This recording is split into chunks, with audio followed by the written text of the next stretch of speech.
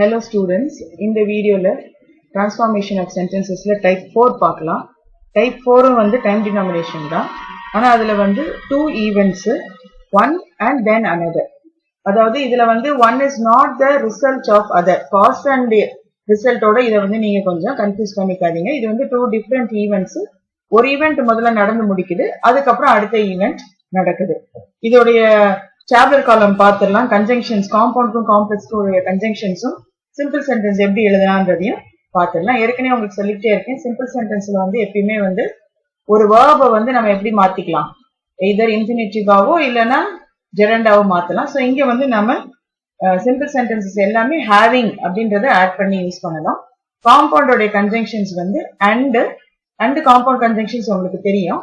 அதுக்கப்புறம் வந்து நம்ம தென், ஏன்னா ஒரு ஈவென்ட் முடிஞ்சதுக்கு அப்புறம் அடுத்த ஈவென்ட் அப்படின்னு சொல்றதுனால அண்ட் தென் அப்படின்னு ஆரம்பிக்கணும். காம்ப்ளெக்ஸுக்கு வந்து நம்ம யூஸ் பண்ண போற கன்ஜங்ஷன் வந்து ஆஃப்டர், அதாவது ஒரு ஈவென்ட் முடிஞ்சதுக்கு அப்புறம் அடுத்த ஈவென்ட் அப்படின்றதுனால அங்க நம்ம யூஸ் பண்ற கன்ஜங்ஷன் வந்து ஆஃப்டர். எக்ஸாம்பிளோட பார்த்துடலாம். First example, she finished her breakfast, she packed lunch for her work. So இந்த ரெண்டு சென்டென்சஸ்ல வந்து சப்ஜெக்ட் வந்து சேம் தான். சேம் சப்ஜெக்ட் வந்து ஃபர்ஸ்ட் ஆக்ஷன் பண்றாங்க, தென் செகண்ட் ஆக்ஷன் பண்றாங்க. ஸோ இதை சிம்பிள்ல எப்படி கம்பைன் பண்ணணும்னா, having finished her breakfast, so she வந்து இங்க என்னவா மாறிடும், she வந்து இங்க herரா மாறிடுது. So having finished her breakfast, கம்மா கொடுத்து she packed her lunch for work. So breakfast முடிச்சிட்டு தனக்காக லஞ்ச் பேக் பண்ணா. ஸோ இங்க இருக்கிற verb வந்து finished. ஸோ finished வந்து நாம having finished அதை வந்து பார்ட்டிசிபிளா மாத்தி இதை வந்து நம்ம சிம்பிள் சென்டென்ஸ்ல எழுதுறோம். காம்பவுண்ட் சென்டென்ஸ் எப்படி எழுதணும்னா, she finished her breakfast and then she packed her lunch for work. So breakfast முடிச்சிட்டு தனக்கான லஞ்சை வந்து பேக் பண்ண, அண்ட் தென் அதுக்கு அப்புறம். இது வந்து காம்பவுண்டோடைய காம்பினேஷன். காம்ப்ளெக்ஸோடது வந்து after she had finished her breakfast she packed her lunch for work.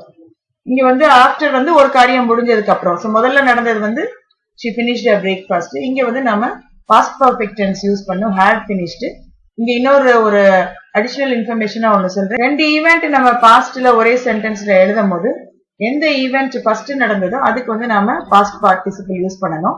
So after she had finished, so அதனாலதான் அங்க நம்ம பாஸ்ட் பர்ஃபெக்ட் டென்ஸ் யூஸ் பண்றோம். After she had finished her breakfast she packed her lunch for work.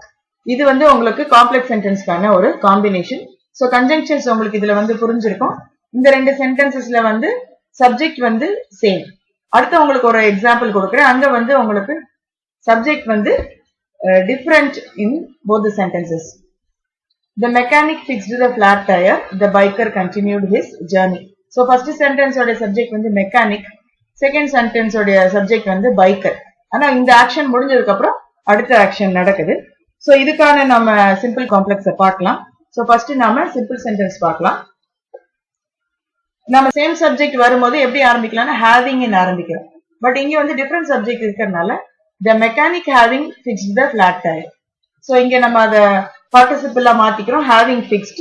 the mechanic having fixed the flat tire, the biker continued his journey. So simple சென்டென்ஸ்க்கான rule ஒரு verb தான்ன்றது இங்க வந்து continued மட்டும் இங்க verb ஆ இருக்குது. தென் compound sentence பார்க்கலாம். அது சேம் பேட்டர்ன் தான். the mechanic fixed the flat tire and then the biker continued his journey. and தான் அங்க காம்பவுண்ட் கன்ஜங்ஷன், தென் வந்து அதுக்கப்புறம் நடந்ததுன்றத காட்டுறதுக்காக. தென் காம்ப்ளெக்ஸ் சென்டென்ஸ், அதுக்கான ஒரே கன்ஜங்ஷன் வந்து ஆஃப்டர் தான். After the mechanic fixed the flat tire, comma போட்டுட்டு the biker continued his journey. So conjunction நீங்க ஆஃப்டர் யூஸ் பண்றதுனால இது வந்து காம்ப்ளெக்ஸ். ஸோ இந்த ரெண்டு எக்ஸாம்பிள் சென்டென்சஸ் வந்து உங்களுக்கு ஒன் ஆக்ஷனுக்கு அப்புறம் அடுத்த ஆக்ஷன் நடக்குது. டைம் வந்து there is a time gap between these two actions. அது வந்து immediate actions கிடையாது. So I hope dear students, டைம்ல வந்து 2 events உங்களுக்கு வந்து புரிஞ்சிருக்கும். என்னோட சேனல் சப்ஸ்கிரைப் பண்ணுங்க, நியூ அப்டேட்ஸ் கிடைக்கும். And at the same time என்னோட ஏர்லியர் வீடியோஸையும் பாருங்க.